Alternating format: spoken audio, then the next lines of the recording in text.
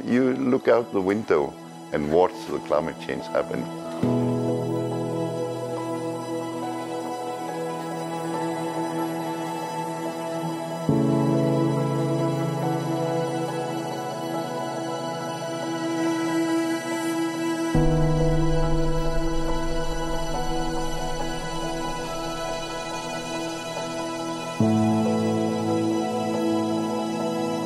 I think Ilulissat is one of the most dramatic places in Greenland to see climate change because it has one of the largest glaciers in Ilulissat Ice Fjord, and it has some of the biggest changes.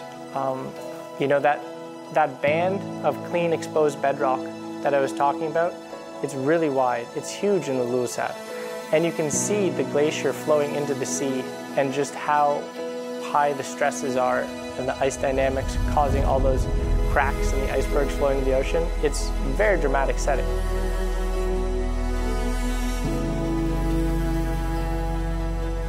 So when you stand on the fjord wall and you watch those icebergs slowly going into the ocean, you're watching about 1% of the global sea level rise contribution leaving Greenland and going into the ocean.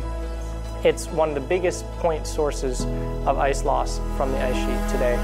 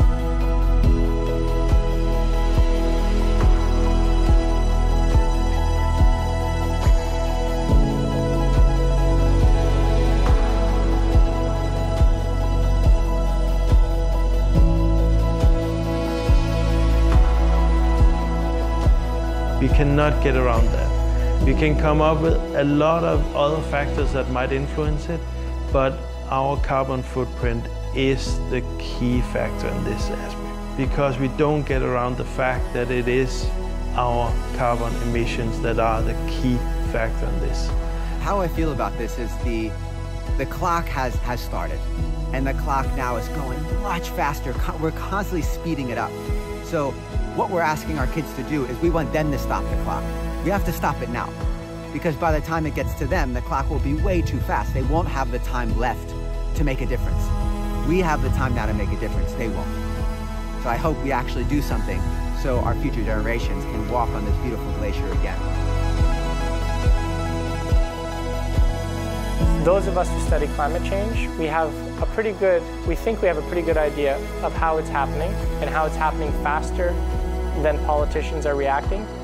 But an event like that comes and it's happening even faster than I think it should be happening, which makes me a little cautious about where we're going in the future. It's happening faster than we forecast at the moment.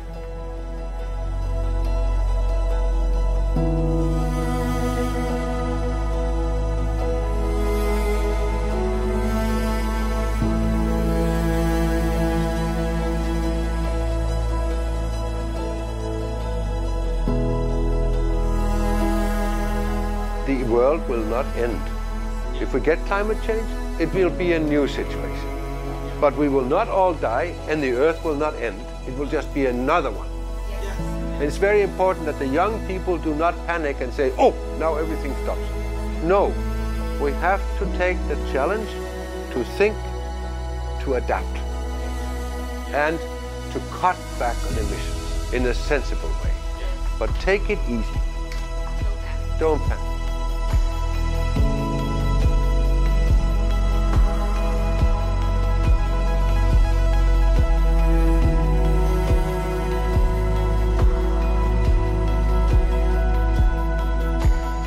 My message is very simple. Please, please, please stop burning fossil fuels and go on renewables. Wind, solar, hydropower, whatever. That would be so lovely. We can always do something individually. We don't have to wait for others to do so or tell us to do. And I think it's very important that we all think that we can start today. We don't have to wait. So I think focus should be replacing fossil fuel on very large volume consumers like power plants or production facilities in general. Our neighbors are burning, we are drowning. So please be more thoughtful of your fossil fuel consumption and commute to work by public transport at least once a week. That would be nice.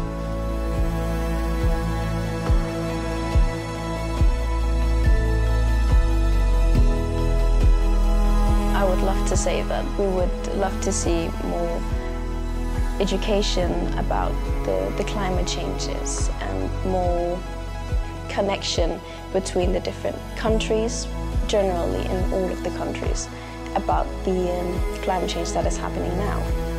Because after all, climate change is under children's rights.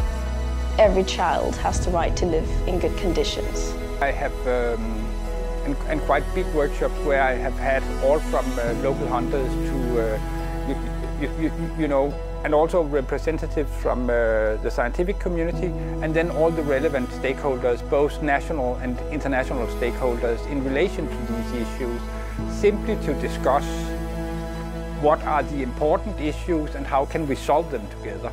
I don't want to stimulate the ideas. I want to facilitate the process of getting the ideas, and I think that's one of the things that I can actually, that I can make people with very different backgrounds cooperate, and that's maybe my best quality. 解冻格陵兰采访记录团队亲自造访11个城镇，与专家学者、政府官员、当地居民深度访谈。气候变迁已经是不争的事实，因应调适跟积极的付诸行动，才是我们每一位都必须面对的课题。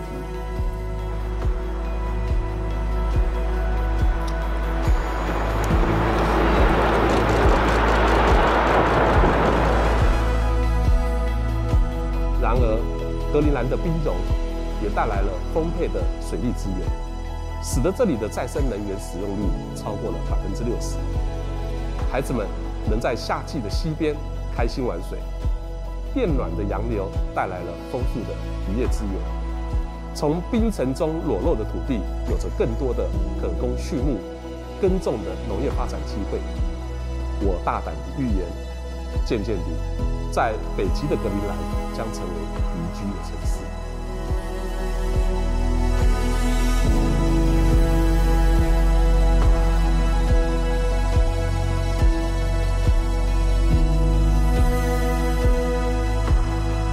The best advice I feel I can give to this documentary is to support civil society to become more active in promoting solutions to climate change.